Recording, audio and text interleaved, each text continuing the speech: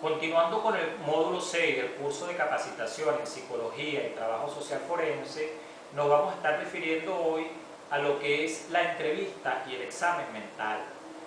Para hacer un diagnóstico en psiquiatría y psicología, la entrevista es el instrumento principal y básico usado por los psicólogos y psiquiatras para conseguir el conocimiento de una persona y por lo tanto es el principal método de evaluación que se utiliza con un examinado. Las principales interacciones entre el psicólogo y el psiquiatra con el examinado se desarrollarán en el contexto de una entrevista, mediante la cual se obtendrá la información para llegar a establecer un diagnóstico clínico y forense. Al realizar la entrevista se hace una evaluación basada en la historia de vida del examinado y su conducta.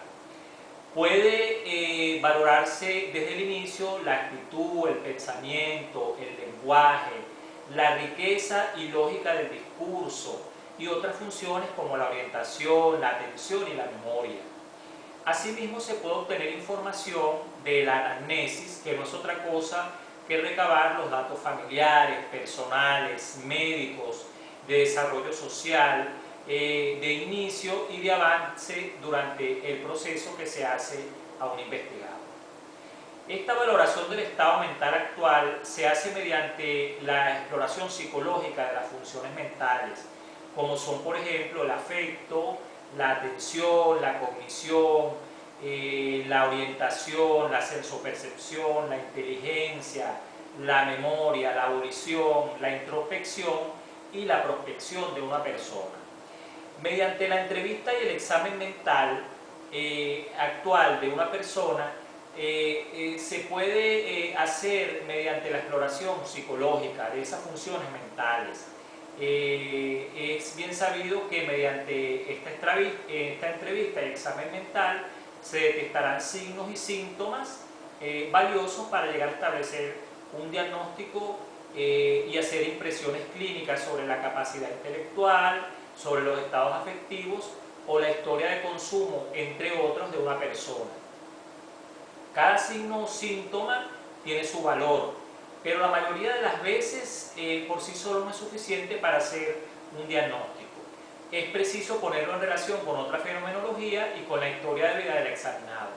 En ocasiones hay fenómenos entonces que suelen ser de y llevar a que el perito psicólogo pueda hacer una sucesión de entrevistas. Hay situaciones que pueden llegar a hacer que el perito haga más de una entrevista. En estas ocasiones el perito le suele ser difícil descubrir en una sola entrevista obtener los datos suficientes para realizar su pericia. Entonces puede citar a la persona más de una vez. Observar la conducta, las relaciones, por ejemplo, obtener información acerca de las hospitalizaciones en clínicas psiquiátricas, acceder a otro tipo de información a través de terceros o familiares también puede ser importante para el proceso de evaluación. Los tipos y técnicas a emplear en la entrevista pueden ser variados y el perito, pues, dependiendo de su experiencia, utilizará la que les crea más conveniente para él.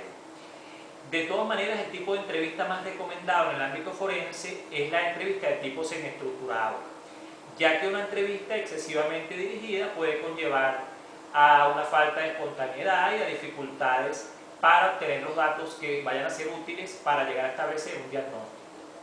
Por el contrario, una entrevista que sea demasiado libre, demasiado laxa, puede conducir a que el examinado pierda el control de la misma y se convierta en un mero espectador de lo que el entrevistado le puede ofrecer.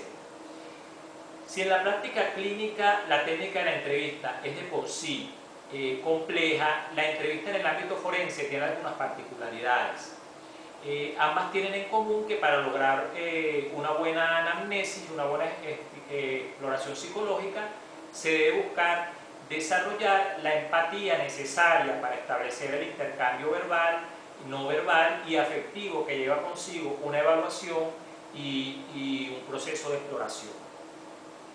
A diferencia de la entrevista con fines terapéuticos, en la que el examinado se presenta espontáneamente de acuerdo a alguna necesidad que pueda tener en ese momento, asiste a consulta e intenta buscar ayuda, o puede ser remitido por un trabajador de cualquier ámbito de la salud. En el ámbito forense es totalmente diferente, ya que la persona se presenta en el marco de un proceso legal, de índole legal, con las consecuencias que esto genera y representa para el examinado, ya que él desconoce en muchos casos el motivo específico de la peritación a la cual está siendo sometida. Al momento de la entrevista también es importante que tanto el examinado como el examinador se encuentren en un ambiente que genere privacidad, de forma que se favorezca un buen ambiente y una buena comunicación. Se recomienda una ubicación del examinado y del evaluador en posiciones tales que favorezcan el contacto visual y la observación del uno al otro. Esto quiere decir que haya un contacto cara a cara.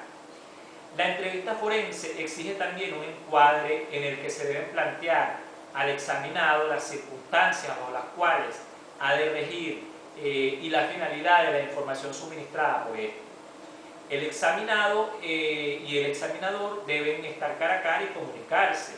En este caso, el examinador debe comunicar también al entrevistado acerca de su condición de auxiliar de justicia, sobre la utilidad de expresar lo que siente y piensa, sin darle falsas expectativas sobre el curso que pueda seguir, en este caso, el proceso de la investigación y su proceso legal. Se hace necesario en muchos casos aclarar que la información obtenida se encuentra bajo confidencialidad, pero que los datos suministrados tienen un límite confidencial, ya que serán observados por otros en el informe pericial o dictamen en el proceso de justicia que se adelanta. Esto es, que pueden ser expuestos en el juicio oral y que por lo tanto, ¿verdad?, la información que considere no debe ser conocida, no está obligado a revelarla.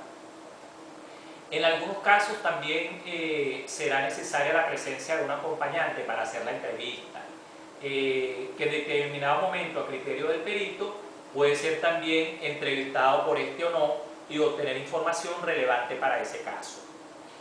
El tiempo de duración de la entrevista puede variar individualizando cada caso en particular, y es posible realizar otras citas a criterio del perito evaluador en ese momento. Los elementos de la entrevista que deben ser considerados son el entrevistado y el entrevistador, quienes interactúan de una manera dinámica.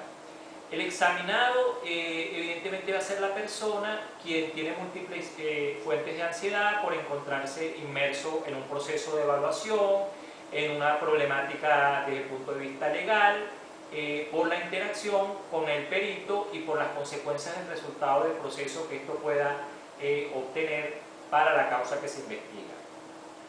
El entrevistador, por su parte, es un profesional que tiene su propio carácter, sus valores, su sensibilidad, su formación, y que además, sin embargo, se espera que él sea y tenga un comportamiento de manera imparcial, interesado, amable, respetuoso de la persona y respetuoso de los derechos humanos y de la dignidad de la persona que se somete en ese momento a una evaluación. Hay situaciones especiales en el proceso de entrevista, por ejemplo, la entrevista que se hace a los acompañantes. En muchos casos, pues la información que brinda el examinado va a tener una visión y una perspectiva subjetiva. Para estos casos hay momentos en los cuales se va a ser preciso acudir a otras fuentes de información complementarias. Entonces hay que entrevistar por ejemplo, en el caso de los niños, a padres, abuelos, a tíos. Esto es entrevistas a familiares allegados que pueden proporcionar una información valiosa y que nos pueden dar elementos para dar luces en el proceso de investigación que se lleva a cabo. Evidentemente, para obtener esta información complementaria y aparte de la entrevista a los familiares, también pueden requerirse o complementar la información con información procedente de otras fuentes escritas, como por ejemplo informes, expedientes, informes realizados por otros entes o por otros peritos. La historia clínica de la persona a examinar, por supuesto, así como los resultados de las pruebas paraclínicas o las interconsultas realizadas por otros servicios de salud, también deben ser importantes considerarlas a la hora de la entrevista, ¿no? Hay un caso especial de algunas personas que se sometan a evaluación en las cuales se requiere la presencia de un intérprete. El perito puede solicitar a la autoridad que ordena la experticia, ¿verdad?, el envío de un intérprete en los casos en los cuales no sea posible establecer una comunicación con el examinado. Esto por lo menos en el caso de personas que sufren algún tipo de discapacidad auditiva, personas que manejen o hablen un idioma diferente al que maneja el perito o experto en este caso. En esos casos es posible pues designar un intérprete, el cual se solicita a la autoridad que ha requerido la experticia. En ningún momento el psicólogo realiza algún tipo de exploración física, ello es competencia, por supuesto, del área médico-legal. El psicólogo se ciñe y va a utilizar su tiempo y su pericia en evaluar la parte psicológica, la parte psíquica del examinado. En ocasiones que se requieren exámenes complementarios, estos se solicitarán directamente a quien ha solicitado la pericia. En los casos que exista un examinado sintomático, este examinado debe ser referido a los servicios de salud para que remitan los síntomas, y una vez que estos síntomas remitan es que se va a poder llevar a cabo la experticia en todo caso. Bueno, cuando se estén realizando ese tipo de exploraciones, este tipo de evaluación pericial, psicológica y psiquiátrica forense, hay elementos que deben considerarse y que son importantes a la hora de realizar una entrevista psicológica.